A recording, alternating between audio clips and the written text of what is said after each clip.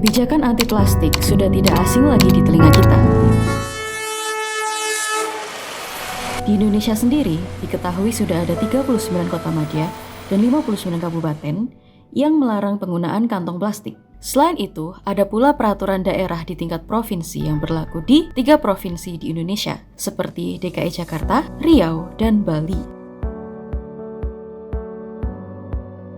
Ide pokok dari aturan pelarangan kantong plastik ini adalah agar kita dapat membawa wadah belanjaan sendiri dari rumah dan menggunakannya berkali-kali. Pemakaian berkali-kali inilah yang diharapkan dapat mengurangi sampah yang kita produksi sehari-hari karena plastik sulit terurai.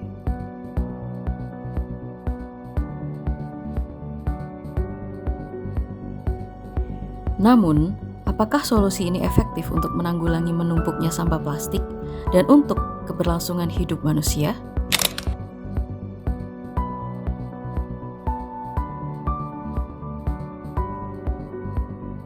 Dari yang saya telusuri dan saya pelajari bahwa penggunaan kantong plastik, terutama material plastik ini memang berawal dari semangat untuk mengamankan sumber daya alam, yaitu untuk menggantikan kantong kertas supaya tidak ada penebangan kayu yang lebih lanjut. Untuk material plastik sendiri sebenarnya sudah dikembangkan pada abad ke-19, lebih tepatnya tahun 1885 oleh Alexander Parkes. Material ini diberi nama Parkesin. Material ini biasa digunakan pada material plastik keras seperti sisir dan pasta gigi. Sedangkan untuk kantong plastik dikembangkan pada tahun 1959 oleh Sten Gustaf Thulin. Pada saat itu, Sten Gustaf Thulin berpikir untuk membuat sebuah kantong yang ringan, kedap air, awet, dan bisa digunakan berkali-kali agar pada akhirnya penebangan pohon untuk membuat kertas belanja pun dapat dihindari. Improvement on what there was before. He always carried one in his pocket, folded up. You know, what we're all being encouraged to do today, which is to take your own bags to the shop. He was doing back in the 70s and 80s. Plastik pun dibuat semurah mungkin agar menjangkau seluruh lapisan masyarakat. Tujuannya agar plastik yang awet ini dapat digunakan berkali-kali. Memang penerimaan oleh masyarakat terhadap penemuan kantong plastik ini sangat bagus ya, karena dia memiliki sifat yang lebih kuat, kemudian lebih ringan, lebih elastis, lebih fleksibel gitu. Jadi penerimaan masyarakatnya besar. Namun, bagaimana dengan masa kini?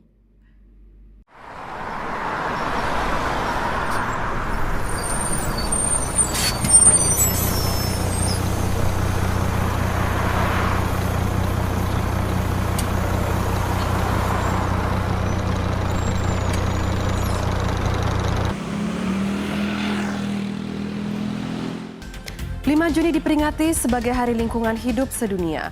Ironis, kondisi laut Indonesia kini berada dalam situasi kurang beruntung. Beberapa titik sudah jadi tempat pembuangan sampah. Community here relies heavily on tourism, but swimming here is like swimming in a sea of plastic. Kalau buang sampah paling banyak itu kalau saya plastik. Karena plastik kan kita kalau belanja ke pasar pasti pakai plastik, ya.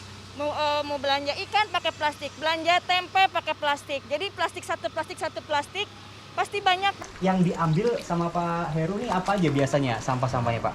Sampah plastik. Plastik. Betul aku. Yang paling sering atau paling banyak apa? Sama plastik Pak. Plastik ya. To my dad, the idea that people would simply throw these away would be bizarre. Salah satu solusi lainnya, beberapa tahun yang lalu, beberapa minimarket mengeluarkan kantong plastik ramah lingkungan. Namun ternyata, kantong plastik ramah lingkungan tidak menghindarkan kita dari kontaminasi mikroplastik. Plastik yang terbuang itu kan bisa masuk ke makanan sama air yang nanti berdampak ke kesehatan manusia. Paling banyak diomongin kan kalau terbuang ke laut sama sungai itu yang bisa membahayakan kehidupan laut. Karena produksi plastik kan menghasilkan gas greenhouse ya, yang itu sangat mempengaruhi untuk climate change. Beberapa tahun terakhir ini memang banyak penelitian terkait mikroplastik ini yang ternyata ditemukan di perairan ya, entah di laut, di sungai, bahkan ada di tanah. Dan yang sedang viral beberapa hari yang lalu, beberapa minggu yang lalu terkait mikroplastik pada AMDK. air minum dalam kemasan. Di beberapa penelitian terbaru ini sudah ditemukan di jaringan-jaringan organ hewan maupun manusia juga. Dan apa dampaknya? Dampak dari mikroplastik itu yang pertama, karena dia sifatnya bioakumulatif, terkumpul di dalam tubuh, itu mampu mengganggu sistem endokrin, digolongkan sebagai endokrin disruptif kontaminan karena mempengaruhi sistem hormon. Yang paling sering terkena adalah gangguan janin. Jadi ketika air yang tercemar mikroplastik dikonsumsi oleh ibu hamil atau ibu menyusui, maka itu akan mempengaruhi dari perkembangan dari janin itu sendiri. Kemudian selain itu juga karena dia sifatnya bioakumulatif, dia bisa terkumpul di hewan-hewan, misalnya di ikan atau di hewan-hewan lain. Kemudian ikan itu kita makan, bisa jadi mikroplastiknya itu masih ada karena sifatnya bioakumulatif.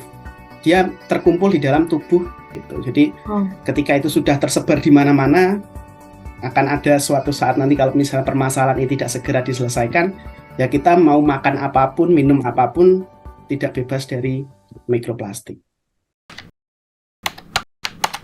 Di sini saya akan mencari tanggapan masyarakat melalui ome.tv, sekaligus untuk menyebarkan kuesioner yang akan diisi oleh responden. Kurang bagus. Soalnya ntar kalau liburan ke pantai itu mandi di pantainya di tengah lautnya itu banyak plastik kadang-kadang kalau mandi. Ya setuju banget lah untuk mengatasi kebanjiran juga kan. Jadi saya yang jelasin juga ya. Saya kan ada di negara Jepang. 5% orang Jepang itu kalau nggak bawa tote bag itu paling beli plastik. Nah jadi sama aja sih.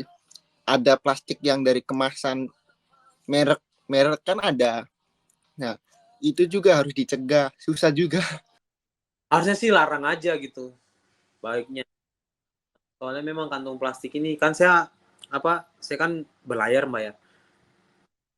Jadi memang di laut itu kadang kalau kapal misalkan lagi berlayar itu kadang tepi laut ini biasanya memang banyak berserakan, dan memang plastik ini juga sangat berdampak besar bagi alam di laut tersebut gitu loh Mbak. Tak puas hanya dengan itu, saya pun terjun ke lapangan untuk menanyai beberapa orang responden di Balai Pemuda Surabaya. Jadi kan di Indonesia sekarang udah banyak yang ngelarang kantong plastik ya. Nah, itu menurut Ibu gimana? Bagus sih Mbak, soalnya kan kalau sampah rumah tangga kan yang paling banyak kan ini kantong plastik juga. Jadi itu kan juga aslinya mengganggu juga sih kalau di rumah banyak kantong plastik. Jadi lebih baik sih kalau nggak pakai kantong plastik. Jadi kalau belanja-belanja pakai bawa kantong ini aja dari rumah gitu. Soalnya kan juga untuk mengurangi sampah di lingkungan itu gitu. Iya, sangat setuju. Iya, Mbaknya setuju. Iya, sangat setuju.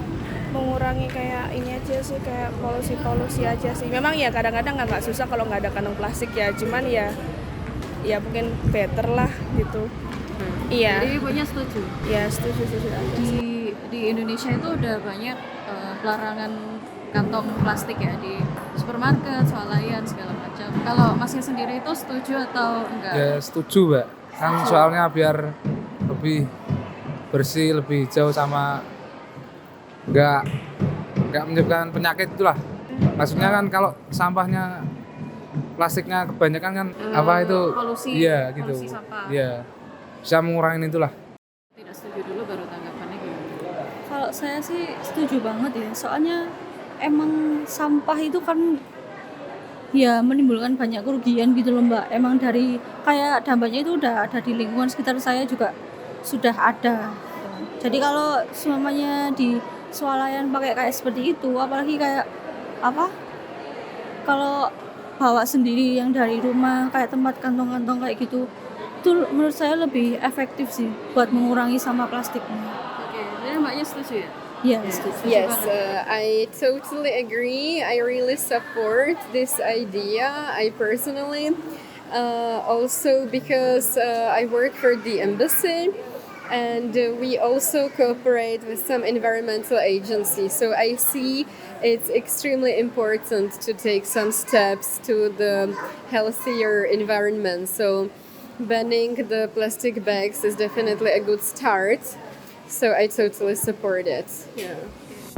Selain dari tanggapan masyarakat, Banyak juga campaign dari berbagai media seperti poster, animasi, dan video-video pelayanan masyarakat yang merespons positif terhadap kebijakan publik pelarangan kantong plastik ini. Namun, apakah solusi melarang kantong plastik dan menggantinya dengan tote bag sebagai alternatif merupakan solusi yang efektif untuk mengatasi permasalahan lingkungan?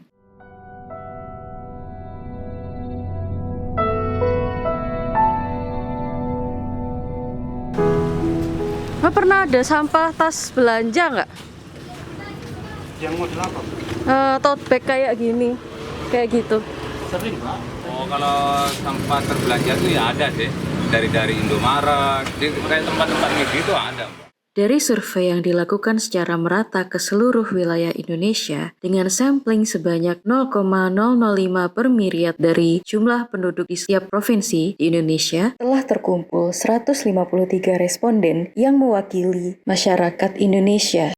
95,4% masyarakat di Indonesia pernah lupa membawa kantong sendiri saat berbelanja, dan sisanya hanya sebagian kecil dari responden yang mengaku tidak pernah lupa membawa kantong sendiri saat berbelanja. Dan dari survei lainnya, diketahui bahwa intensitas masyarakat lupa membawa kantong sendiri saat berbelanja 15,7% masyarakat lupa membawa kantong sendiri setiap kali berbelanja, hampir setiap kali berbelanja sebanyak 35,3%, sering sebanyak 23,5%, jarang sebanyak 23,5%, dan hanya 2% saja yang tidak pernah lupa. Dalam kondisi seperti ini, sebagian besar orang memilih untuk membeli tote bag baru saat lupa membawa kantong belanja pribadi. Sisanya sebanyak 30,7% masyarakat memilih untuk membatasi belanjaan agar bisa dibawa oleh tangan kosong atau membawa barang langsung dalam kendaraan mereka masing-masing atau meminta kardus jika diperlukan. Dalam hal kesadaran masyarakat, pada akhirnya sebagian orang justru menggunakan tas belanja baru yang hanya dipakai sekali atau kurang dari 10 kali. Ini dibuktikan dengan survei lanjutan yang dilakukan pada Januari 2024. Sebanyak 65,8% masyarakat Indonesia menggunakan tote bag mereka hanya sekali pakai saja. Serta survei selanjutnya mengatakan bahwa 77,6% masyarakat memakai tote bag mereka kurang dari 10 kali pakai. Dari data-data yang ditemukan melalui survei, alasan mengapa orang-orang membuang tote bag mereka adalah karena menumpuk di rumah atau sekadar tidak penting. Tentu saja, ini merupakan implikasi dari banyaknya orang yang pada akhirnya memperlakukan tote bag seperti kantong plastik, seperti sebelumnya dalam sejarah kantong plastik. Seringkali jika kita perhatikan, banyak sekali tote bag yang menjadi solusi untuk dipakai berkali-kali, justru malah ditemukan dalam tempat pembuangan sampah. Ada juga masyarakat yang memakai tote bag sebagai alas tempat sampah yang dahulunya menjadi peran plastik bekas kantong belanja. Karena pada praktiknya, ide mengganti plastik dengan tote bag ini menuai permasalahan yang baru. Karena banyak sekali masyarakat yang memperlakukan tote bag seperti halnya plastik di masa lalu. Tentunya ini berimplikasi kepada masalah yang lebih besar lagi, yaitu penumpukan tas kain yang seharusnya diperuntukkan untuk dipakai berkali-kali. Dari media sosial X atau Twitter, banyak orang yang sudah mengeluhkan penumpukan tote bag mereka. Ada juga yang mengeluhkan perilaku masyarakat dan orang-orang di sekelilingnya yang memperlakukan tote bag sama seperti sebelumnya mereka memperlakukan kantong plastik. Hal ini juga dibuktikan lebih lanjut dari data kuantitatif yang dikumpulkan dari 153 masyarakat Indonesia yang lebih dari separuhnya pernah melihat tote bag di tempat sampah atau dijadikan alas tempat sampah. Lalu, apa dampaknya jika kantong plastik dilarang dan pada akhirnya sampah plastik yang selama ini menjadi permasalahan kita digantikan oleh permasalahan sampah tote bag yang sebenarnya hanya mengganti jenis sampah dengan emisi pembuatan yang lebih tinggi? Dampak terhadap lingkungan dari tote bag itu kurang lebih sama dengan plastik. Perbedaannya adalah tote bag ini hanya dia lebih kuat dan lebih lama terurai itu saja. Tote bag pun juga berpotensi menghasilkan mikroplastik juga, karena bagaimanapun juga tote bag bahannya juga polimer, dia bahannya polyester, ya. Ada juga yang dia PVC, itu juga ketika terpapar oleh air, udara, kemudian sinar matahari, sedikit banyak akan ada rilis dari mikroplastik. Jadi sama saja, tote bag ini hanya solusi jangka pendek gitulah. Dalam mengukur dampak kantong belanja kepada lingkungan, faktor-faktor yang harus diperhatikan antara lain adalah sebagai berikut. Yang pertama ada global warming potential, yaitu potensi total penghasil gas rumah kaca yang mengakibatkan kenaikan suhu bumi. Lalu ada abiotic depletion, yaitu penipisan sumber daya tak hidup seperti energi fosil minyak bumi. Yang ketiga ada acidification, yaitu peningkatan tingkat keasaman air laut yang dibuktikan dengan berkurangnya kadar pH di lautan. Lalu ada eutrophication, yaitu peningkatan mineral yang terkandung dalam air, meliputi senyawa nitrogen dan fosfor yang mengakibatkan percepatan pertumbuhan alga yang tak terkendali dan juga penipisan oksigen dalam air. Lalu ada human toxicity, yaitu seberapa besar bahan kimia yang berbahaya bagi manusia mencemari lingkungan. Lalu ada freshwater aquatic ecotoxicity, yaitu efek dari zat kimia kepada suatu ekosistem yang mempengaruhi tingkat kebersihan air tawar di daratan.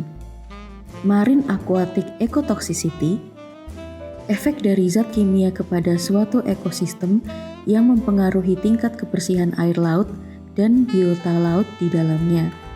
Terrestrial ecotoxicity, pengaruh zat beracun kepada seluruh toksisitas darat pada bioafabilitas di daratan. Photochemical oxidation, yaitu pembentukan polutan akibat emisi gas di udara. Kemudian di samping itu tadi juga disebutkan bahwa tote bag itu salah satu produk dengan carbon footprint yang lebih tinggi ya. Contoh misalnya tote bag dari bahan kanvas atau dari bahan PVC, dia rutenya panjang dari crude oil, kemudian dia harus difraksinasi dulu menjadi fraksi ringan hidrokarbon, kemudian direngkah dulu atau di cracking menjadi etilen, kemudian etilen ini harus direaksikan menjadi vinil, menjadi vinyl chloride, baru nanti dipolimerisasi. Itu rantainya sangat panjang dan membutuhkan energi yang sangat banyak. Berbeda dengan plastik misalnya dari polyethylene ya. Polyethylene misalnya dari crude oil difraksinasi, kemudian di cracking jadi etilen, langsung polimerisasi. Nah, jadi dari cara produksinya sudah menunjukkan tote bag memiliki carbon footprint yang banyak dan menghasilkan emisi yang jauh lebih banyak ya. Jadi selain nanti dia itu memberikan dampak yang sama seperti plastik, juga memberikan dampak emisi ke udara yang lebih tinggi. Berikut ini adalah perbandingan emisi dalam pembuatan kantong belanja berupa kantong plastik konvensional, kantong plastik ramah lingkungan, dan kantong belanja yang terbuat dari kain.